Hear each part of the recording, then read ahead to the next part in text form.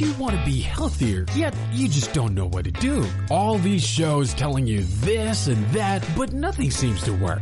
Well, listen close. Golden State Media Concepts has got something great for you. The Health and Wellness Podcast dedicated to workout trends, healthy eating habits, diet, and everything about healthy living. Join us in our banters as we help you not just live life to the fullest, but live it to the healthiest.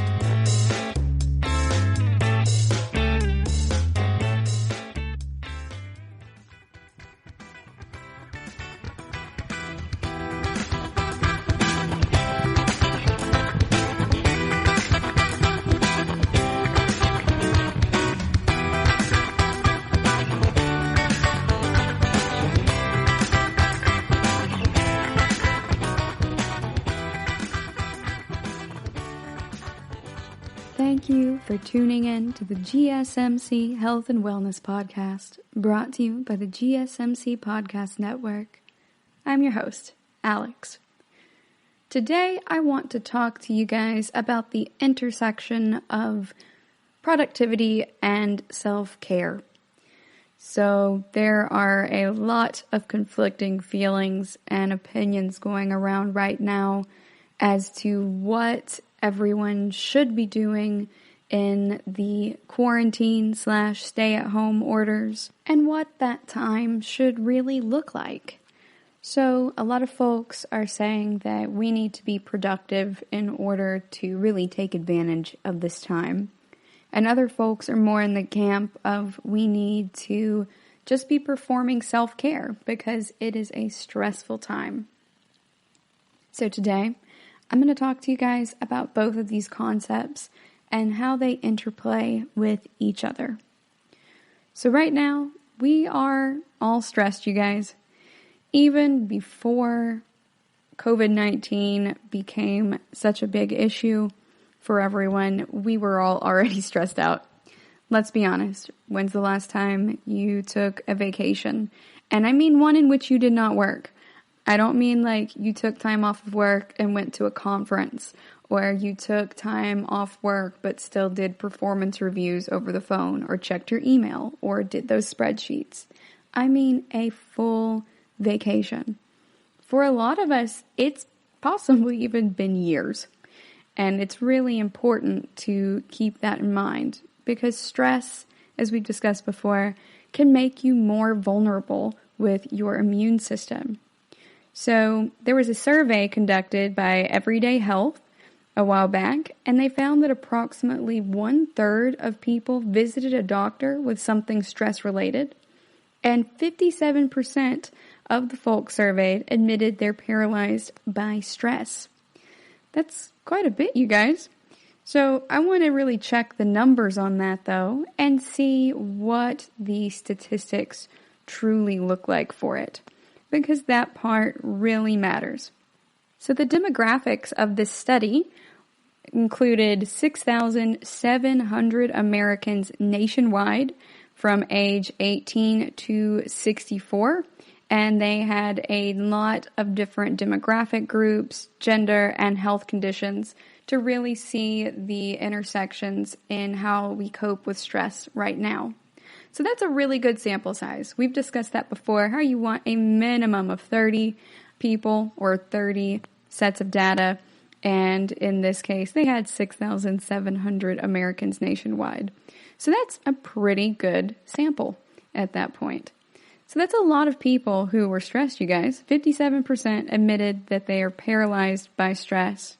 And 51% of women surveyed said they don't see their friends at all in an average week. 59% of baby boomers have never been diagnosed with a mental health issue, but 52% of Gen Zers already have. Also, 1/3 of all respondents say their job or career is a regular source of stress. And with millennials and Gen Z, that chronic work stress is actually at 44%. So, TLDR, a lot of folks were already stressed well before coronavirus started. And 52% of the respondents here said that financial issues regularly stress them out. So imagine right now how stressed out everyone is. and we really get at the crux of the issue as to why folks are arguing over this productivity versus self-care issue. The causes of stress are different between different people, but the effects are generally the same when stress builds up. A lot of us right now are having trouble with insomnia. We feel restless. We're tired. We might have upset stomachs. Muscle tension. So for the muscle tension right now, go ahead and roll your shoulders back a couple of times. Relax your shoulders. Relax your jaw if you've been clenching that as well. And drink a little bit of water, you guys. Also, take a deep breath and count to 10. Go ahead and do a self-check. In addition to muscle tension, it can also cause increased irritability, social withdrawal, substance abuse, and a lack of motivation. Long-term effects include cardiovascular disease and mental health issues like depression and anxiety. A lot of us were already saddled with these issues prior to COVID. So really, what it all comes down to is that we do need to be performing self-care. Now, that does not mean that we cannot also look to be productive, but self-care can actually inform your productivity. Self-care is really necessary for your physical, mental, and emotional health, you guys. It lets you know when your cup is empty, and you can't fill someone else's cup if your own is empty. So self-care can give you a break from stress and anxiety. It's not going to eliminate all of it in your life. It's more like taking cold medicine, where cold medicine doesn't really get rid of the virus. It just helps you deal with the symptoms. It gives you a break from the drudgery of being sick or the drudgery that is your job or finances, whatever is stressing you out. It can give you a reprieve, is what it comes down to. It can also improve your cognitive functions. So people who practice self-care tend to have better cognitive ability, and they can focus better and concentrate better. That is something that a lot of clinical psychologists have studied over time. And these folks actually do tend to produce more. That's one reason why a lot of jobs are now moving towards open leave. I say a lot. I mean more jobs, and mostly in like the nonprofit and startup sectors. So these jobs are recognizing that if you give folks open leave, that they're going to go ahead and deal with their stress when they need to. And it's like a pressure release valve for everyone. They may take short, like long weekends, more or less, rather than taking 2 weeks off at a time. But when they come back, they're going to be rejuvenated and they're going to do a much better job. Mindfulness is another way that you can deal with this stress and promote your self-care. It can reduce your mind wandering, improve your focus, improve your concentration, and regular exercise can do the same thing. It reduces your insulin resistance, your inflammation, and can help stimulate growth factor release. So if you're sleep deprived, your decision-making abilities, your focus, your memory, everything is going to take a hit, and that also includes your productivity. Just chugging a coffee or a soda when you get up is not going to fix the amount of sleep that you didn't get, and then you end up with that sleep debt. So I want you guys to really think about this in terms of how self-care can also help your productivity. If you are a workaholic like I am, I like to stay busy. I also like to monetize my hobbies and just overall be productive and very efficient in my life. I want to know and do and learn all of the things. But in order for me to have the capacity to do that, I have to have some self-care. We're going to go on a quick break, and when we come back, we're going to talk some more about self-care and how it can help you out. Stay tuned.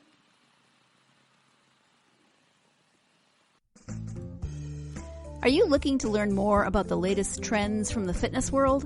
Are you confused by all of the different trends that are out there? The GSMC Fitness Podcast is the place for you. The GSMC Fitness Podcast is the place to come for people of all skill and interest levels. Join us as we explore the latest trends in the fitness world. Does that new exercise really work? Should I try yoga? Whatever your question, chances are good you'll find an answer on the GSMC Fitness Podcast.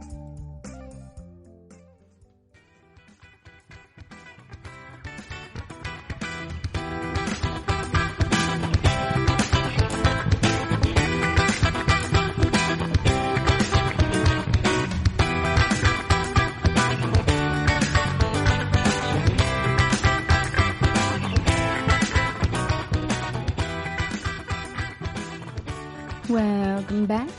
Before the break, we were discussing the concept of self-care versus productivity and how they don't necessarily have to be diametrically opposed to each other. Self-care can, in fact, really be integral to productivity. And we are going to talk a little bit more about some forms of self-care. So self-care is going to also get you some alone time. Sometimes we need more social support to cope with stress, and sometimes we need to be alone, and that is okay. But if you remember our episode on loneliness, it can also increase the risk of depression, cardiovascular disease, and altered brain function. So we need solitude sometimes, but being in perpetual solitude can be really problematic for your physical and your mental health, not to mention your emotional health.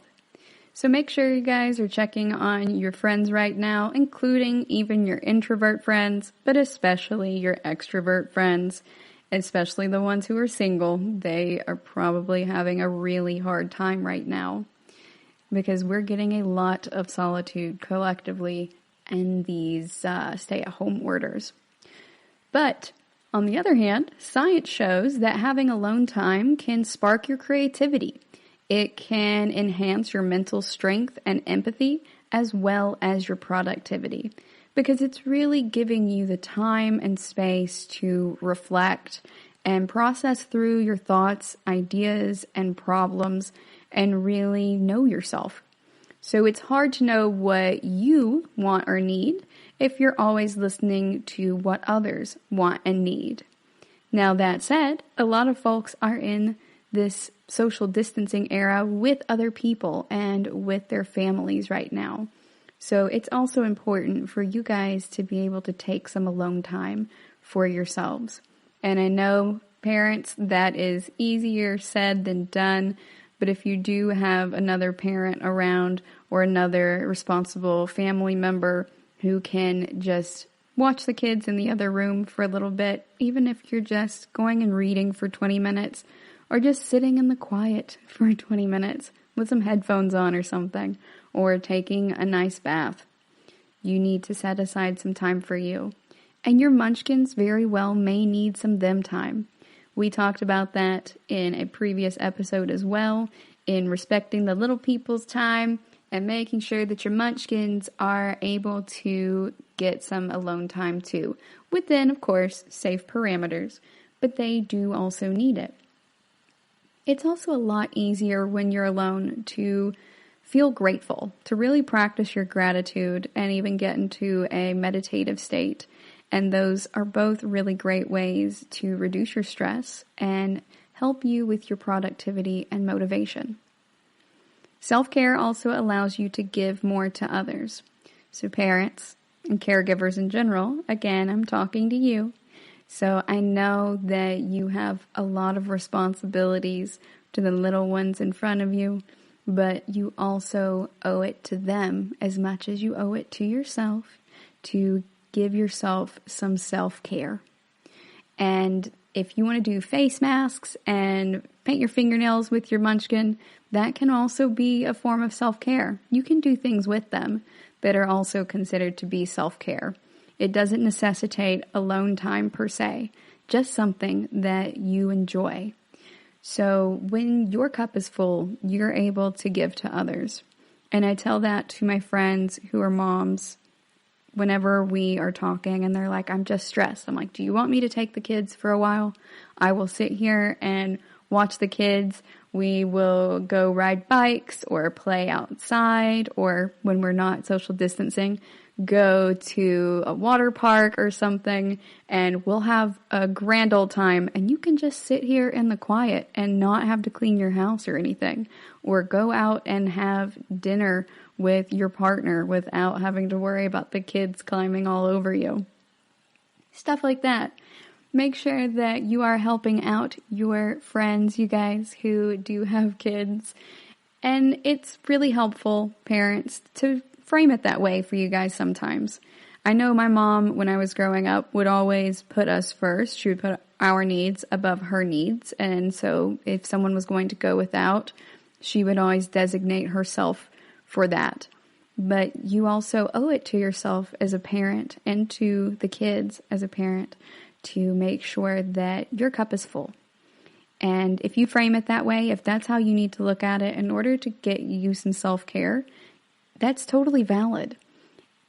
It's important to have that cup full, you guys. You need it for energy for yourself and for others.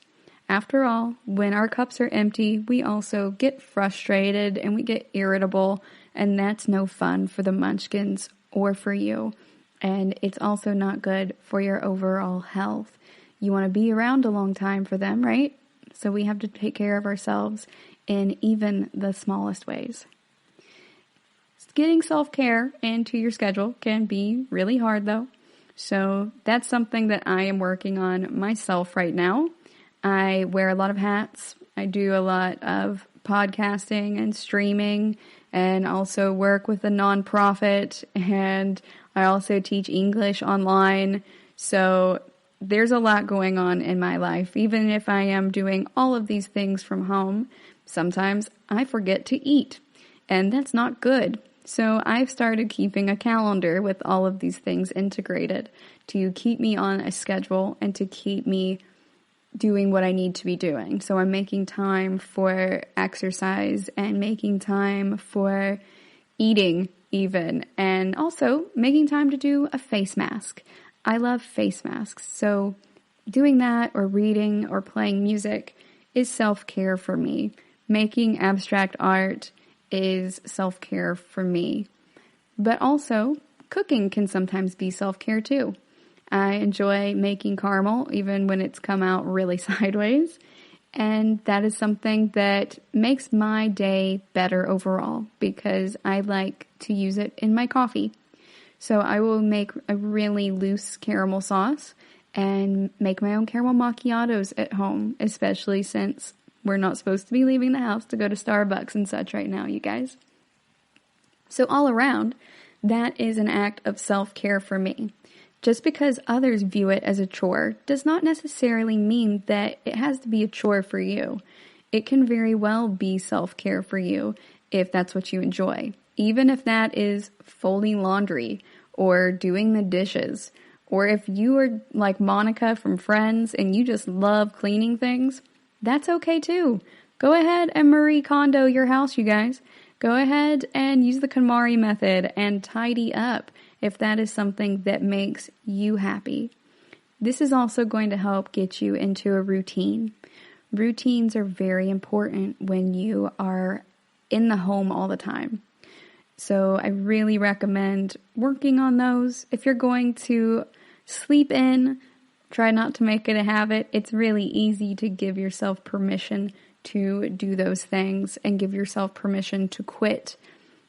And in regards to quitting, I mean anything from not working out at all because the gyms are closed, or not keeping up with your time that you're supposed to wake up because now you are working at home or you're currently laid off, etc. And it's okay to sleep in. You just do want to make sure that you're not necessarily oversleeping, especially because we're all in the middle of a big life change right now. Some of us are in the midst of multiple huge life changes, and that can lead to more stress and ultimately to issues with anxiety and depression.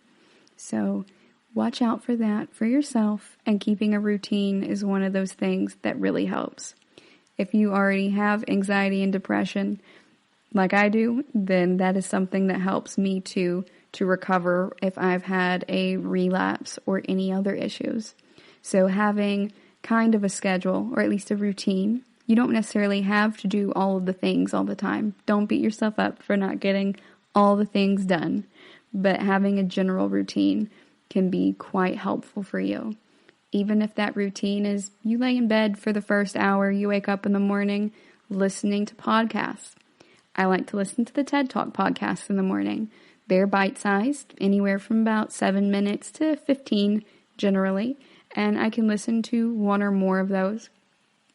And then I feel like I've kind of woken up, and I felt like I've done something good for myself in those mornings where I've both been conducting self-care and also being productive in a way, because I'm learning. I'm working on my cognitive wellness, and cognitive wellness is honestly my favorite type of wellness. You can also use the Pomodoro timer. It's a Chrome extension, and you work for a specific amount of time, like 25 minutes, and then it tells you when to take a short break. It's really good for you, and it'll help you feel refreshed and recharged. I know that a lot of us feel like, okay, let's just power through it, and then you find yourself working on spreadsheets at 3 a.m., and you're very happy that you finished the spreadsheets, but now those 3 hours that you have to lay in bed before you're able to go to sleep are now 3 a.m. to 6 a.m. instead of midnight to 3 a.m. So now you're either waking up later or you're just exhausted the next day. But you do want to also set those boundaries for yourself. That's very important. And in that regard, remember that just because we're working at home right now does not mean that you have to accept last-minute meeting requests or you have to keep working outside of your normal work hours.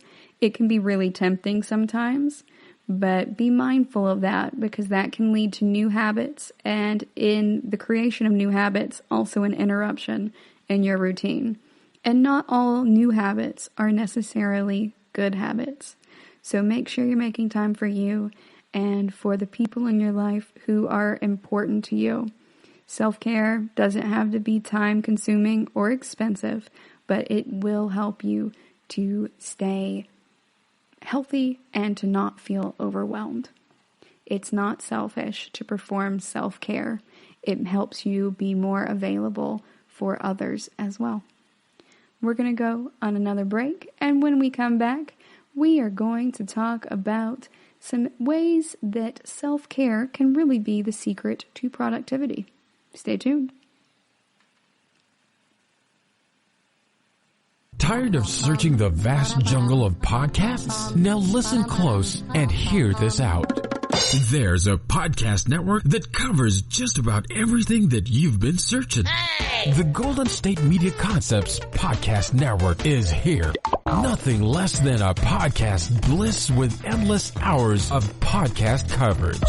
From news, sports, music, fashion, cooking, entertainment, fantasy, football, and so much more. So stop lurking around and go straight out to the Golden State Media Concepts Podcast Network. Guaranteed to fill that podcast itch. Whatever it may be. Visit us at www.gsmcpodcast.com. Follow us on Facebook and Twitter, and download us on iTunes, SoundCloud, and Google Play.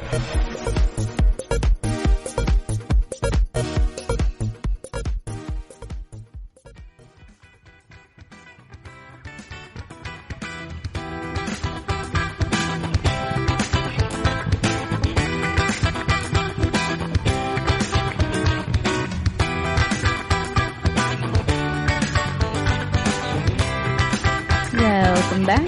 Before the break, we were talking about ways to perform self-care and how self-care is truly not selfish. Now we're going to talk about productivity in self-care. So there are actually several reasons why self-care can help you with your productivity. If you get stuck in a loop of just working all the time or being productive all the time in any aspect, personal, professional, etc., then it can feel really hard to step away and take time for yourself. But if you carve out that time for yourself and make yourself a priority, then having a consistent self-care routine can really help you avoid burnout. It can increase your happiness, and it can help you up your productivity.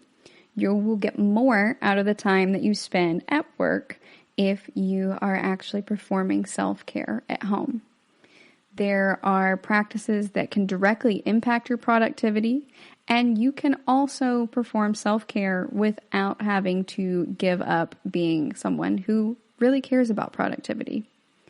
So when you think about self-care in general, I think a lot of people think about taking a spa day. They think about it like that episode of Parks and Rec where Tom and Donna are having their treat yourself day, and they're taking Ben out, and Ben buys a really expensive, authentic Batman costume and stuff like that.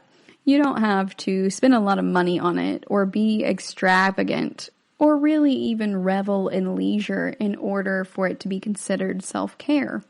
It can be any action that you take specifically to help out your mental, physical, and emotional wellness. So if you're like me, bubble baths and face masks are totally self-care. But I can also get self-care from hiking in the woods, especially up in the mountains. Or I can sit there on the phone with my best friend and talk to her for a couple of hours on Sundays. That is what we like to do for our downtime. And then, skip a networking event to just be in bed, you guys, and read. Last night, I couldn't sleep until 6 a.m. And so after a certain point of laying in bed in the dark for hours with the sound off and also with a noise machine essentially on. It's not really a noise machine, but it acts like one. It's YouTube, and it's a crackling fire mixed with the sounds of a thunderstorm. And generally that works for me. But it wasn't working that well last night, so I just left it playing. I turned on the red light in my room and finished reading a book. I read an entire book last night while I could not sleep, but reading is something that I don't get to do very frequently.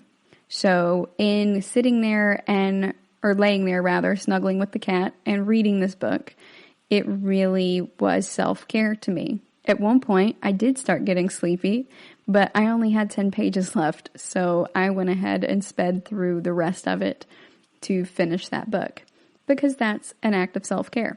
And then I went to sleep. So that is really important to keep in mind. One person's chore can totally be another person's self-care.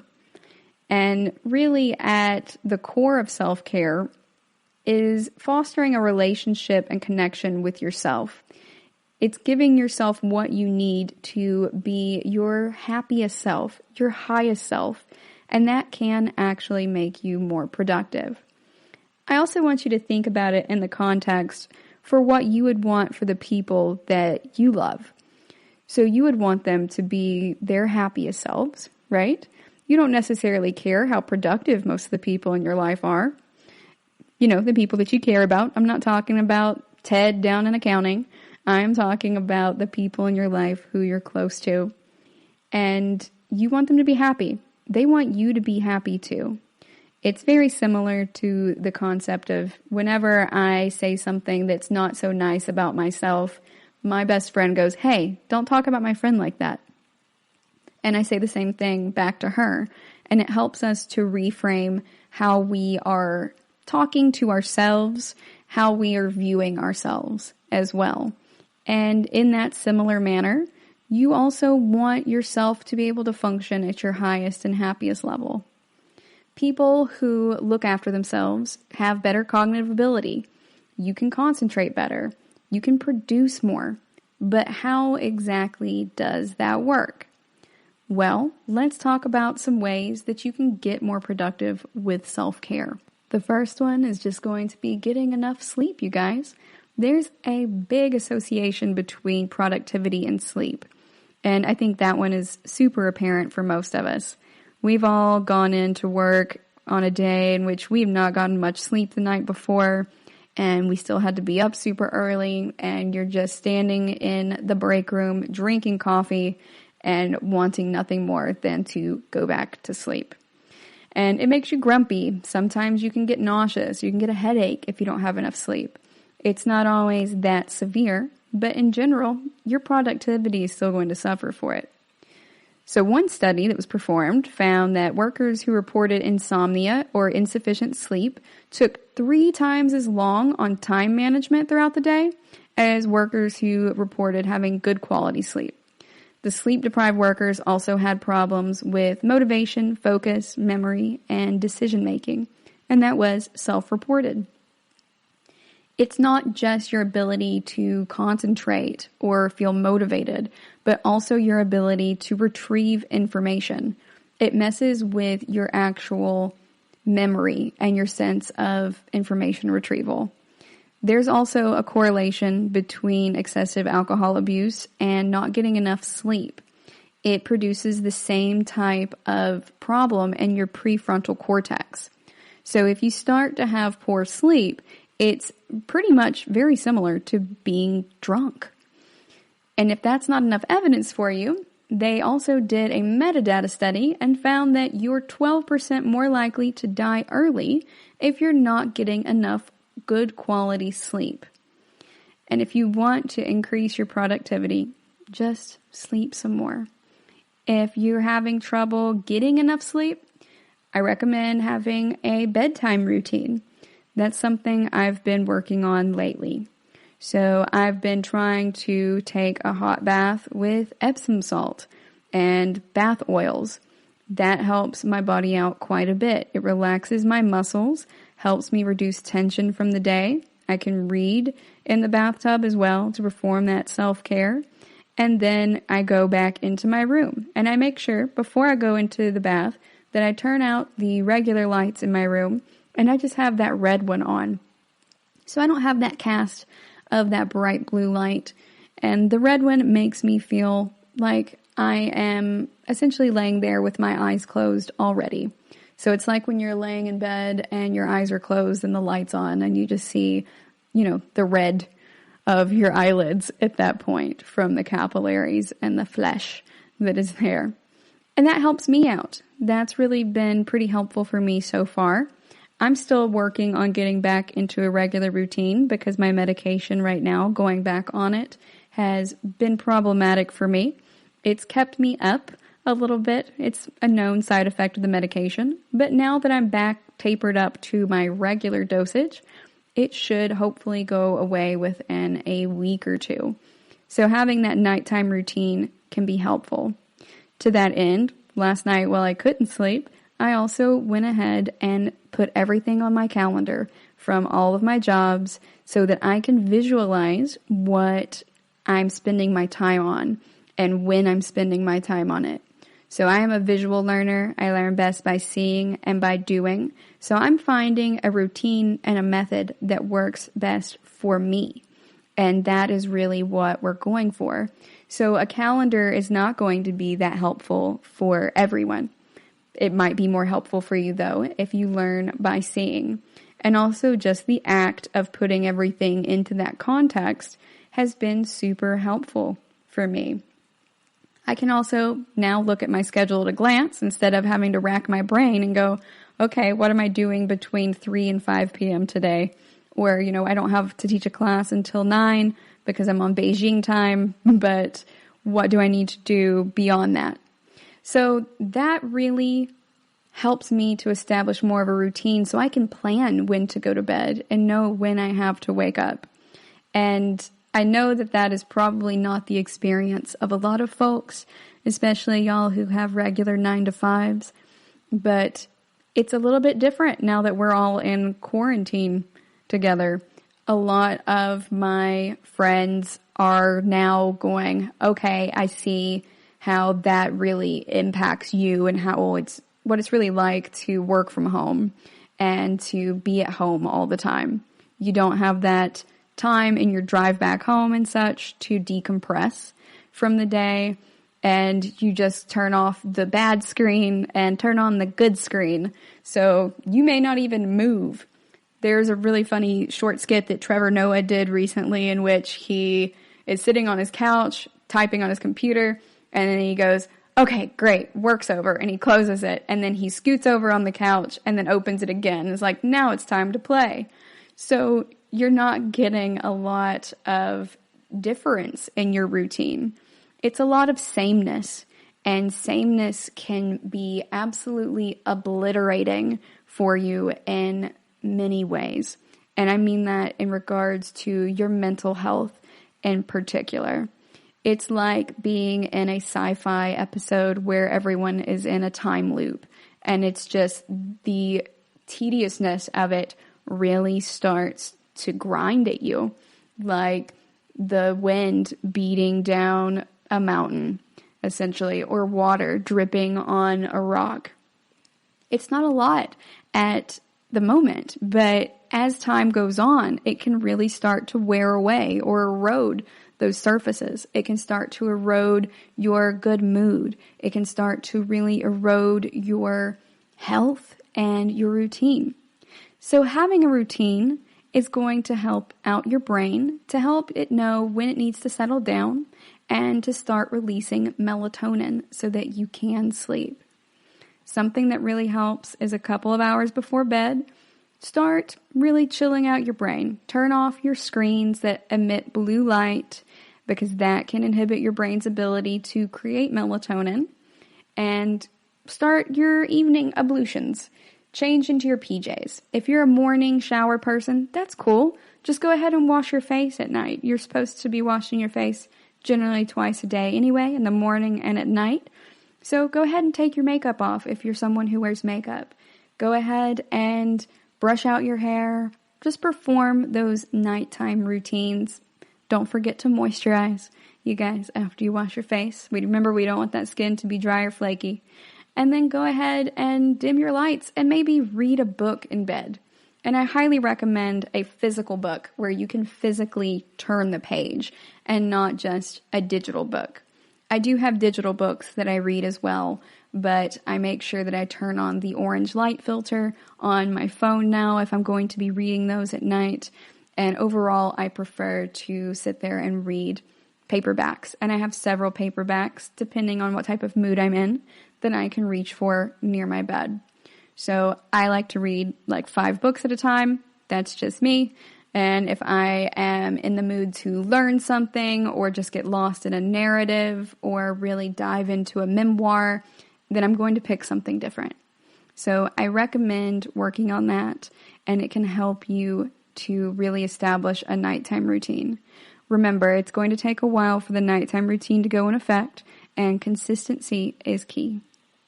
We're going to go on another break, and when we come back, we're going to talk some more about ways that productivity and self-care can really merge and be beneficial for you.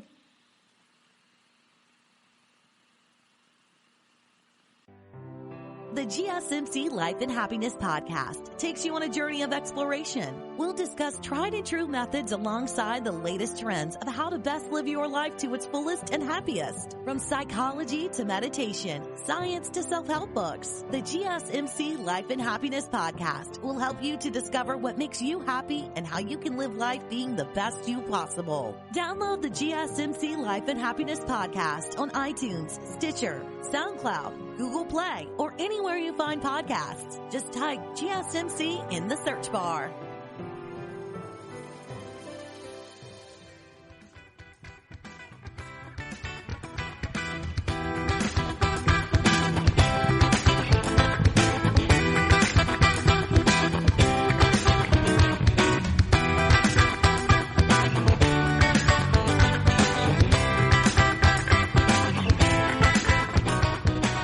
Before the break, we were talking about how the Venn diagram of productivity and self-care actually does have a sufficiently overlapping mandorla.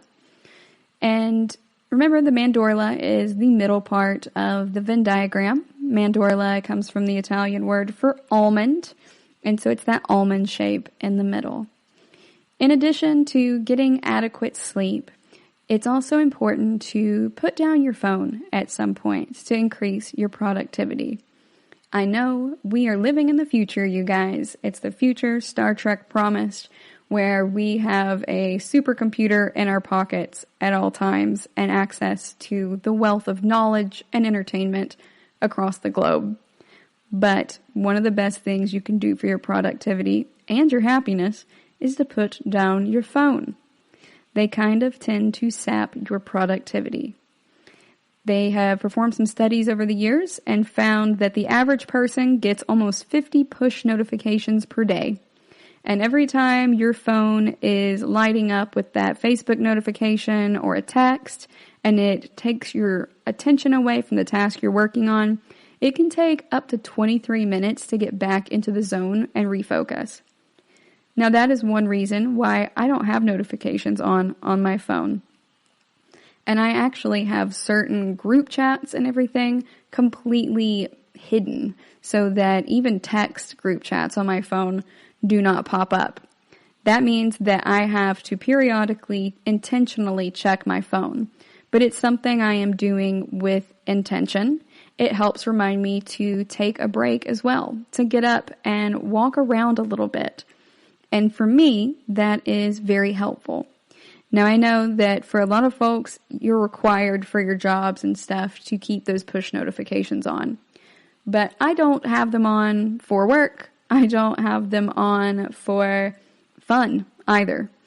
There is maybe 1-2 things that I have on for push notifications that are related to my job, but that is it. Yeah, I have 2 right now, and none of them are social media. I have alerts turned off for all social media, and once I get adjusted into this new job, I'm going to be turning off the push notifications for that as well.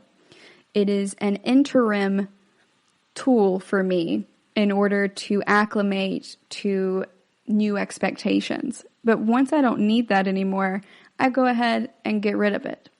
I don't really need to be told whenever someone comments in the giant group chat I'm in on Facebook Messenger. I also don't need to know whenever someone likes my Facebook status. Maybe I'm old school, but I'm more of an email digest kind of girl. So if I have the option of getting a notification every time something in a spreadsheet has changed, or get one group of the messages sent to me all at once from the forum or from the changes to the spreadsheet at the end of the day in a digest, then I'm going to do it in digest form. And I essentially apply that to the rest of my life too with these apps and notifications. So I make sure that I am checking that at the end of the day so I can keep up on my correspondence and everything. But I'm not going to have the notifications on so I drop what I'm doing anytime someone randomly messages me. Not only is that bad for productivity, but y'all, I just don't have time. So I need to stay focused in what I am doing. There are already not enough hours in the day for everything I need to do, and there are not enough me's to live all of the lives I want to live. So I need to maximize my productivity. It's very similar in concept to a component of Robert Johnson's Jungian book, She, in which he's discussing one of the trials that Aphrodite put Psyche through. And she gives her this crystal goblet and tells her that she has to take it to the river Styx and bring her back a goblet full of this water before the end of the night or she's going to die. And so Psyche is just totally giving up again at this point and thinks that it's actually impossible until Eros sends her an eagle to help her with this, because she could not, as a human, get close enough to the river without coming up against these monsters that would kill her, or slipping and falling into the river Styx, or just drowning in general. But the eagle is able to fly in there with his panoramic view and take in all of the things that are going on and select his focus down to the area that he is most likely to succeed in. And so the eagle goes down into the middle of the river into a safe area that's not craggy and covered with jagged rocks, and dips that crystal goblet into the water and takes it back to Psyche so she can succeed at her task. And the way that they phrase that in the book is that it's really an allegory for how we have so much potential as humans as to what we can do and what can hold our attention. But you can only dip out a cup at a time. You can only focus really on one thing at a time and perform one task at a time. And it's important to choose to do that so that you can accomplish your task. Otherwise, you may get overwhelmed with the enormity of everything else that you have to do. So smartphones can very much be like that. You have access to everything on them, and turning off notifications, or as many as you possibly can be very helpful in helping you maintain your focus and therefore your productivity. One study also actually found that even just 5 minutes of using your phone can negatively impact your memory, and it can also mess up your sleep because of that blue light. So we don't want to be laying in bed at night scrolling through Instagram or sitting there and letting the notifications go off on our phones all the time. For context, my ringer is also off. So there is also that. I have to make sure that I check it intentionally, and it does actually result in me checking it far less often. At first, when I started doing this, I would check it rather frequently, but now it's down to a few times per day, unless I'm actively using it like I am now as a stopwatch to time my segments. So I'm using it as a tool right now and not as a toy. And in that way, it is still helping to keep me focused. We're not saying, though, that you have to get rid of your smartphone, but putting it down every now and then and stepping away from it is a form of self-care. On Sundays, I like to make it mostly a phone-free day. It is my one day off that I've granted myself, that I've coordinated with all of the jobs and stuff that I do and all of my interests to spend time just doing stuff for me. Now, that may also include doing the laundry or cooking, but it's mostly a self-care day. And when I'm doing that and taking that time away from my phone, it's very helpful for me, for my self-care, for my mental health, my emotional wellness, and all that jazz. I'm not feeling tied to anything or feeling like I have to be available 24/7. If you're a millennial, then you may, like me, remember a time in which there were no cell phones, really. Back when people had car phones, and you're like, whoa, that person must be rich because they have a car phone. In the era of pagers and beepers in that manner. So there used to be a time when you weren't able to just reach somebody 24/7. And I'm from the country, so if you wanted to know if somebody was home, half the time you didn't even call ahead. If you're out at the grocery store or something and you wanted to go see your friend, you would just go ahead and drop by their house and see if they were home. And it wasn't offensive to do that at that point, at least not in the context of where I grew up. That was just normal because people didn't have smartphones. And not being able to be contacted 24/7 was a very freeing experience that I think we largely took for granted. I'm glad that we're able to have things just a click or two away at this point, but also disconnecting can totally be a form of self-care. And not only can it be self-care, but it can also increase your productivity. One study even found that having a phone in the room, even if it's off, can actually lower your productivity, and removing phones from the work area significantly increased performance. Now, I know you guys probably don't want your bosses to hear that, but that is what the study found, you guys. So if you're going to start working on a project, put your phone in another room so you can focus on the task that you're working on, and turn it on to silent. Is that going to make it hard to find later? Yes, especially if it dies or it goes into your couch and it's lost there for 3 days. That happened to me once. Those were dark times. But sometimes you just need to take the chance for it. Also, schedule yourself some screen-free time every week. Maybe don't take your phone to the pool if you're able to go out and go to the pool. I do still take mine hiking because for me, that's a safety measure at that point. But I do like to leave it off. And so that's still screen-free time. But turn off your phone a few hours before bed as well. You don't have to turn it off, but rather just put it on silent at that point. You can set your phone in most smartphones to have emergency contacts who can still reach you, even if your phone is on silent or if it's on Do Not Disturb. I have that feature turned on as well, so if my roommate or my best friend needs to get a hold of me or my godson, they are able to go ahead and ring through. But other than that, it's not going to ring for anything. But stepping away from your phone in general is going to help you get more done, and it's going to help you be present and engage with your work and the folks around you in your life. We're going to go on another break, and when we come back, we're going to continue talking about this mandorla of productivity and self-care.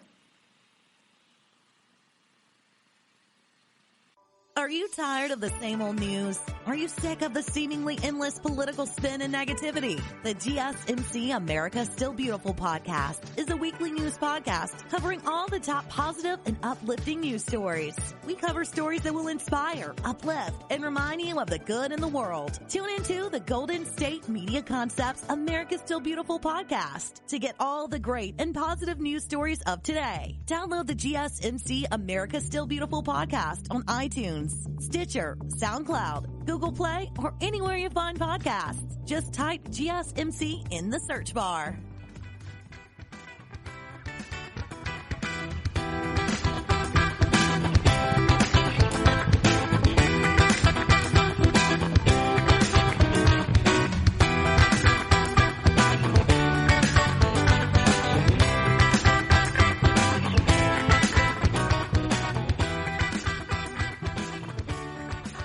Welcome back. In our last segment, we established that there's actually a substantive mandorla when it comes to the Venn diagram of productivity and self-care. So although a lot of folks are posing that as this dichotomy of self-care versus productivity, they actually have a lot in common. And not only can self-care fuel your productivity, but they can sometimes also overlap. One of the best ways to do that is to stay present. So my favorite people to hang out with are folks who are fully present in the moment with me. And this kind of goes back to not looking at your phone all the time. When one of my friends and I hang out, he does not pick up his phone almost the entire time. And I don't pick up my phone either. It makes you feel really present and connected with the other person. Now, on the other hand, that means that when they're hanging out with other people, that they're also not picking up that phone. So it is a two-way street there, but my friends are totally fine with that in that regard. They understand that when I'm not on my phone, I'm just not on my phone, and I happen to be a person who can be difficult to reach in a timely manner. However, I will get back to you if you just send me a text. Whenever I'm done dealing with whatever I have to deal with, then I will set aside some time to really be fully present for you. And I also exercise that in the workplace. I always make sure that my employees and colleagues know that if I ask them to send that to me in an email instead of just over chat, that it is because I'm currently in the middle of a project that I cannot give them my full attention because of. And I want to make sure that they and their issue get the full attention that they deserve as soon as I do have time to set aside for that. And then I prioritize setting that time aside. So that's really part of mindfulness in a way. You're just being present in the moment. And it's important to carve out a few minutes each day to bring your attention to the present moment. It might seem really small, but one raindrop raises the sea, you guys. So the little things really do add up, as we discuss in our episode, The Little Things. So folks who meditate on a regular basis, even if they're not meditating for a very long time, get a bunch of productivity boosting benefits, including improved cognitive function, decreased stress and anxiety, and an easier time multitasking and employing creative thinking. So mindful meditation can also even change your brain structure for the better by increasing the gray matter density in your hippocampus. And that's a part of your brain that is largely responsible for learning and memory. And it can decrease gray matter density in your amygdala, and that is largely responsible for a lot of your emotions, including the ones that are bad, like anxiety and your stress response. So you want that area to really decrease. It's also where a lot of your fear response comes from. Now, decreasing that doesn't mean that you're not going to be afraid of anything, or that it's going to take away even the parts of things that you should have a healthy fear of, but it means that overall you're going to be less reactive and instead more proactive in that way. It helps you with your stress management overall and your fear and anxiety management. So don't worry about it saying that it decreases it. It's a good thing.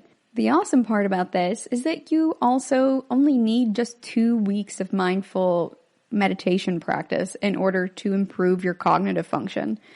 It's something that you need to be consistent with, but you don't have to do it a super long time before you start seeing the changes. Now, if you aren't that keen on sitting silently and focusing on your breathing, there's all kinds of different meditations, including mindfulness meditations, including guided visual meditations, so where you're sitting there and someone is softly and slowly explaining to you something to visualize, and that's helping to focus all of your energy into something as well. In my experience, the guided meditations that are visual in nature are the easiest ones for me to get into. I still have a lot of difficulty in just sitting there for a while, but if I am going to do one, I like to do the guided visual meditations, and I think they're pretty friendly for beginners as well, because it's not just going, okay, now clear your mind or just focus on your breath. It's giving you something else to manifest in your mind's eye and to focus on there. In addition to meditation and being present, you can also try a different routine. So routines are very important for us, but you can also get stuck in them, and we don't want to get stuck in them, right? So good habits are really good for you, and they help you make you more productive, but habits are not inherently good. They are in kind of a null area. And so we can also get rid of the bad habits by filtering them out of our routine.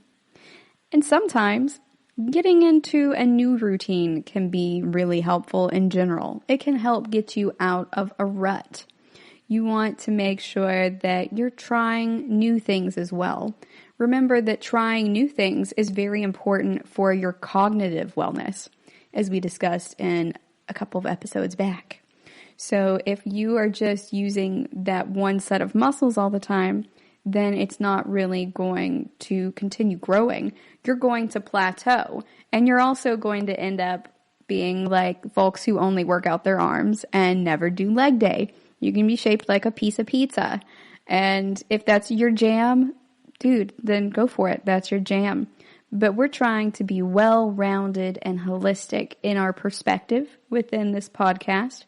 And so I would be remiss if I did not really put forth this concept of being a well-rounded person physically as well as mentally. So if you're starting to feel stuck, make a conscious effort each day to try a different component to swap out in your routine. If you work from your home office, work from a different room, and that's totally okay. Right now, we can't really get out of the house and go work at a coffee shop, and for some of us, that's never an option if you're sitting there on video calls all day, or if you are recording podcasts and stuff and you need a quiet, distraction-free work environment. But you can do different things. One of my favorites back when I had a patio was I would go out and sit on my patio for my meetings, my work meetings, as long as it wasn't very windy. The wind would absolutely just like kill the microphone. But it was very good for me. I would get a little bit of sun and I would get some fresh air and everything. And it would also break up some of the tediousness of working from home all the time. It's just refreshing to go into a new setting. And that's really what a lot of us are craving right now as we are working on social distancing and these stay-at-home orders. But you can also try going to a different part of your home. So if you're able to work outside, do it. One of my friends bought a stationary exercise bike online, and instead of using that in his home right now, he will take it out into his yard or his patio and work out there. Yes, we live in Texas and it's hot as blazes out here, you guys, but he still is getting that mental benefit from it that for him is outweighing the discomfort of working out in perhaps 90-degree weather. He is also properly hydrating and being mindful about what messages his body is sending him. So that's also important too. But maybe if you are usually getting your exercise in a different way, like you go for a morning run, maybe do a spin class or a yoga class or a bar class a few times per week, or pick up some martial arts. Then you are also performing self-care and you're working on your confidence. You're working on your bodily kinesthetic abilities, and you are also shaking up your routine while still being productive. Remember, a lot falls into that mandorla. And changing up your daily routine in ways like that so you're still accomplishing the things that you need to and want to accomplish can also help you identify the hours in which you're most productive. And that's different for everyone. For me, I really hit my stride around 9 p.m. Now, on the one hand, that is kind of a curse because that's about an hour or so before I would like to be going to bed, but I do get a very strong burst of energy around that time, and that is really helpful for me. So I know that if there's something that perhaps I've been really putting off doing and I need to get done, I can get it done at 9 p.m. It might crunch into my sleep time a little bit, but I try to get as much of it done that isn't the part that I'm really struggling with before that time, so that really all I'm doing is just wrapping up those loose ends at that point. And you may end up being really surprised to find out which hours you're really the most productive. Maybe instead of going for exercise and a morning run, you could go to the store in the morning before you go to attend to your other duties throughout the day. Maybe the grocery stores are emptier then and you have a little bit more time, and turns out you enjoy going to these evening workout classes even better.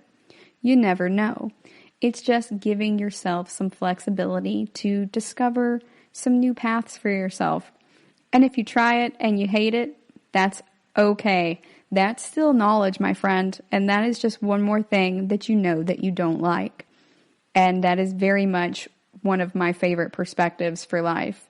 So for a lot of the time, I will go out and I will try something new and I'll stick with it for like 6 months, maybe only 3 months, depending on what it is.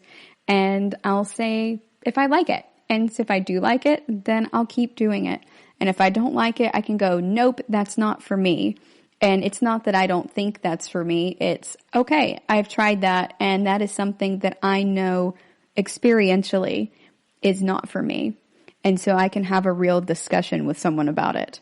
Much like how I also like to finish books that I don't enjoy. And that is because I want to be able to really discuss with people why I don't like it. And I can go, yes, I finished the book. I understand what you're saying, but I don't like it, and here's why. So one of the biggest ones on that list for me is Kate Chopin's The Awakening. So I love Desiree's Baby, and I was very moved by that story. It was very poignant and well written, and then I went to read The Awakening, which is hailed as a big piece of feminist literature, and identifying as a feminist myself, I was pretty stoked for it. And I did not enjoy it, you guys. It took me several attempts at reading through that all the way over the years. And I still didn't like it. I didn't like it when I was 14. I did not like it when I was in my 20s. So maybe we'll try it again in my 30s and see if anything has changed with me contextually. But overall, I can sit here and understand why it is lauded as such a great piece of feminist literature, while at the same time, I didn't necessarily enjoy it. So that is my kind of self-care as well. I enjoy those kind of discussions. So even if I'm doing something that I don't like in the moment, it serves a higher purpose. And for me, that can still be self-care. And in that way, self-care is whatever is most comfortable and what that looks like for you. All right, we're going to go on another break. And when we come back, we are going to talk about some ways to perform self-care and be productive that you may want to take advantage of.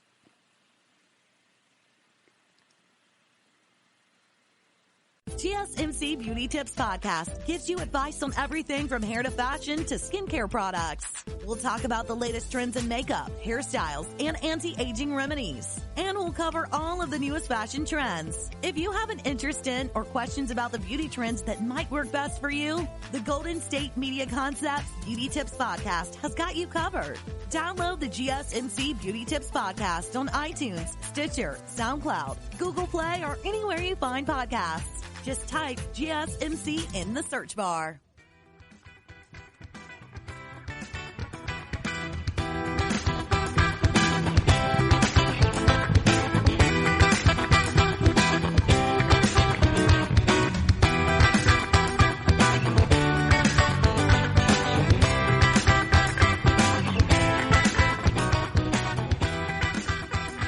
Welcome back.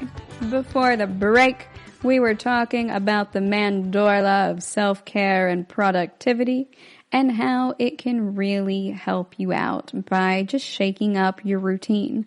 Because yes, as we discussed in a previous segment, routines are important, particularly as we are experiencing a lot of sameness in our day-to-day.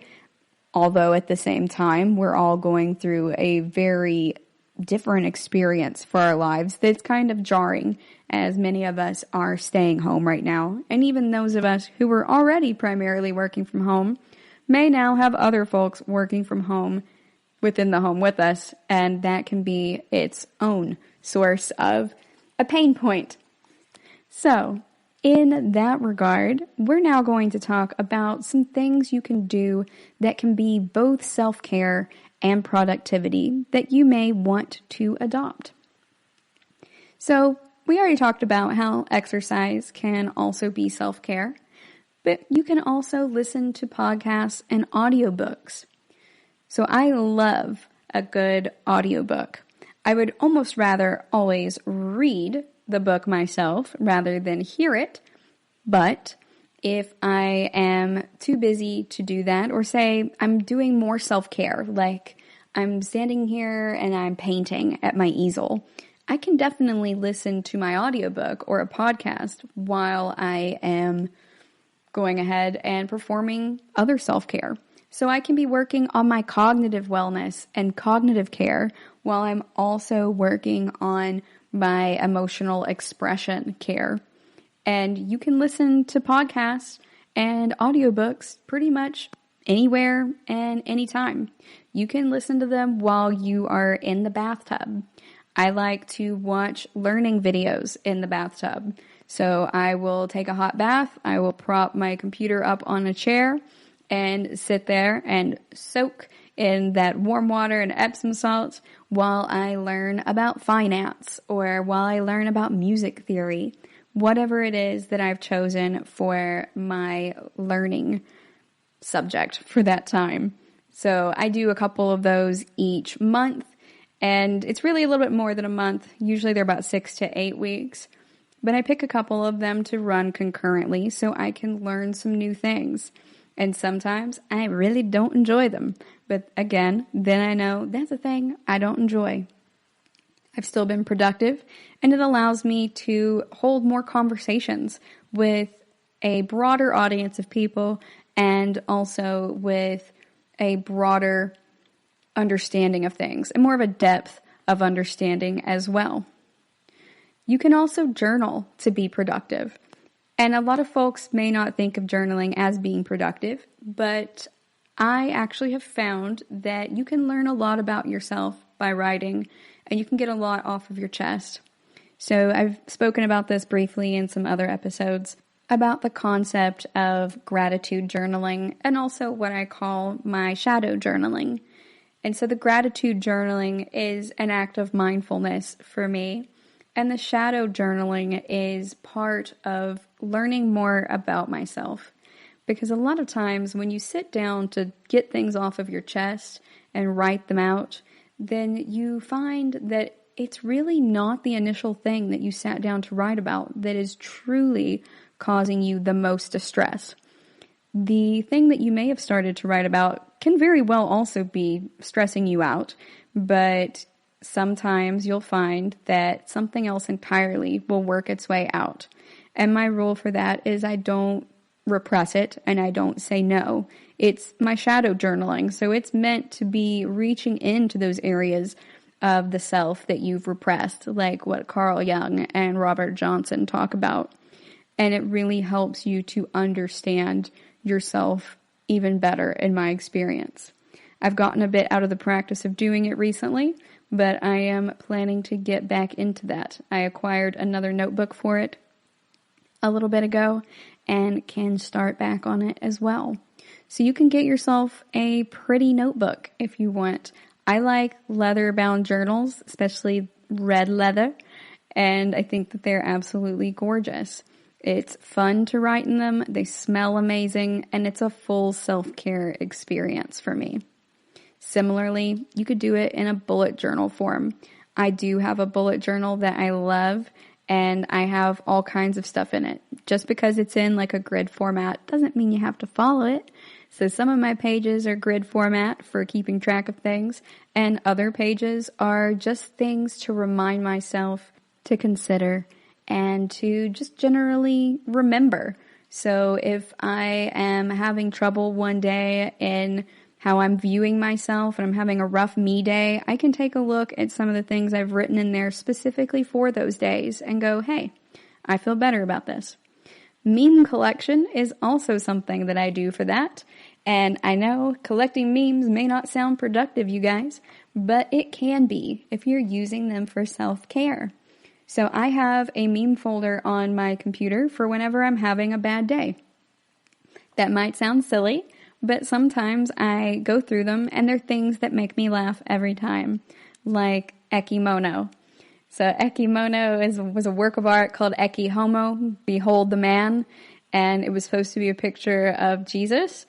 And some well-intentioned person tried to restore the painting when they found it, or the fresco when they found it, and it turned out horribly, and it looks like a monkey instead.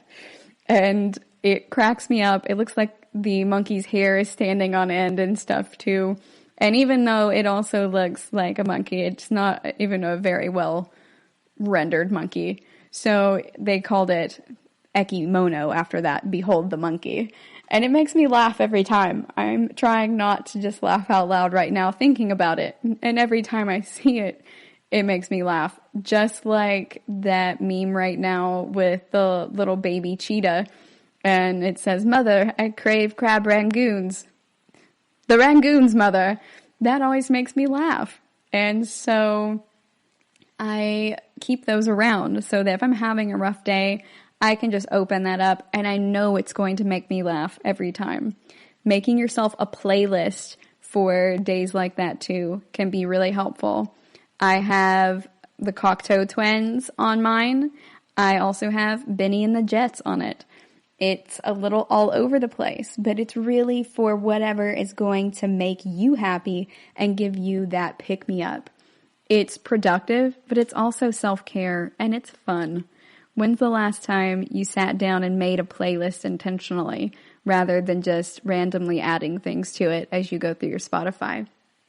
Go back and try it. It's really fun. And even more fun, make a playlist for someone else. The digital age has made me sad in that we don't really make mixtapes for each other anymore. But you can. It's not just for kids. It's fun. And it can be something that brings you closer to someone else as well. You can also go ahead and try to get organized. So you can do the KonMari method. I've done it to my house, and that worked really well for me. You can also just go and do a single kitchen drawer. So Ashley Hatcher is a professional organizer, and she does the NEAT method. And she recommends starting with something that's been bothering you a lot that's really small. So go through that junk drawer in your kitchen, you guys. Put all the screwdrivers and stuff from the junk drawer back into the toolbox. Go ahead and clean up that corner of the closet that's been driving you nuts, if that is something that helps you out. For me, tidying can make me feel calmer and less anxious.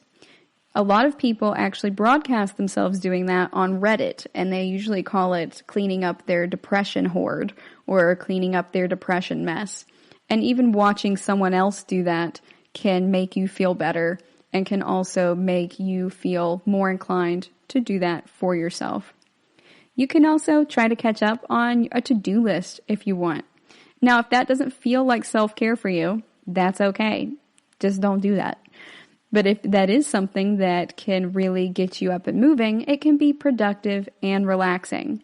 Sometimes when we're not in stay-at-home orders, I like to drive up to my buddy's house and go help him and his wife paint their house.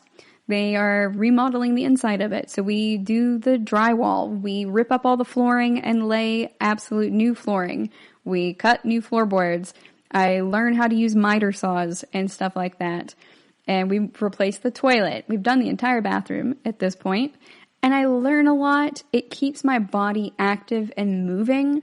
And having something like that to focus on where you have to be totally in the zone, paying attention to what you're doing, or you're going to cut your fingers off with that miter saw. It helps me to be present. And in that way, even though it's something that's very productive and involved, it's incredibly soothing for me. And so I do find that to be relaxing. And that's why I like to build furniture and stuff too. For me, that's productive because I needed a desk, but it's also really relaxing. I could borrow a sander, an electric sander, but I usually use just a hand sander. I like to use hand tools, and that helps me to get used to getting in the moment and really thinking about what I'm doing. Because if you sand the wrong way, you can actually really mess up your furniture. You guys, make sure you at least YouTube some videos on sanding before you start on that home improvement list, if that is on your to-do list. You can also perform self-care by saying no to things you really don't want to do. Now, I understand that you can't always do that with work and with kids and everything, but for the opportunities you have for things that you can say no to, when you want to say no, go ahead and say no. That's okay. That frees up your time for more self-care. That frees up your time for more productivity. And saying no in and of itself is an act of self-care. The people who love you will understand. You can be nice about turning them down and saying no and letting them know, hey, I really appreciate you inviting me to this Zoom hangout for everyone to have sangria and stuff together, but I really just need some me time. But I'd be interested in doing it in the future if you guys do it again. So you can express interest in future events without having to keep attending all of the events. I had some friends in Austin who actually invited me to some of their events, and it was like get breakfast together. But I wasn't able to because of my work schedule. But it was a really neat idea, and they get together as a group of women a couple of times a month, and they talk about their goals and how those are going along, and they help to motivate each other. So it's self-care, and it's productive, and it's sisterhood. It's awesome. But I wasn't able to attend. But even though I wasn't able to attend, They never stopped inviting me, and they keep me in the loop on the Facebook page, and I absolutely love them for that. I now live way too far away in order to go and meet them for breakfast or anything like that, no matter what schedule I'm on. But they still keep me involved in a different way. And so you can say no or thank you, but I can't, and still express interest in it, and it may be being involved in a different way. The people who love you will understand and respect it. Sometimes self-care is as simple as just taking a shower. It's productive and it's self-care. You can read a book, and the book doesn't have to be nonfiction, you guys. You can read a fiction book and it still be self-care and productivity. Now you've read something that you haven't read before. You can maybe discuss it with someone else or recommend it to a friend. You also have just accumulated more knowledge or perhaps empathy, depending on the type of story you're reading. You may have a greater understanding of life in general. And sometimes art for the sake of art can be productive in and of itself. You can also just go for a walk. You can delete your social media for as long as you need to, or rather disable it. And that can also be very helpful. Or turn on the Pomodoro timer. There's also different types of Chrome extensions that will lock certain websites for you for a certain amount of time if you need to put that measure on it for yourself. Knocking out your hardest jobs and assignments first can also work in that way. And getting rid of this idea that you need to be perfect to be good enough, to be good in general as a student or an employee or a parent or a child or a person, can really help you in your path to happiness and self-care. I don't think that happiness is the ultimate goal. I think that happiness in general is a state of mind and a state of being. And that's just my personal perspective. I totally respect if you guys do have that as your endpoint. But for me, I've found at this point that we experience moments of happiness, but it's also something that you can work towards. It can be productive to strive for happiness, and it can be productive to be happy, and you can be happy in being productive, depending on how you are framing your life and your work and just any of the tasks that you need or want to do. Remember that getting something done is better than getting nothing done. So don't avoid work just because you feel like it might not be good enough. And that is me talking to myself right now, you guys. I know it's easier said than done. That's something that I struggle with personally, and something that Roger has been helping me with over the years, in understanding that going ahead and churning out that job application for that dream job you've been wanting, or that statement of purpose for you going back to graduate school, go ahead and churn them out and turn them in. If you don't turn them in at all, then the answer is automatically no. But you never know what's actually possible until you try. You don't know who the other applicants are. You don't know what their applications look like, or the criteria, or the values and alignments of the people who are looking over your story in your resume and your cover letter or your statement of purpose.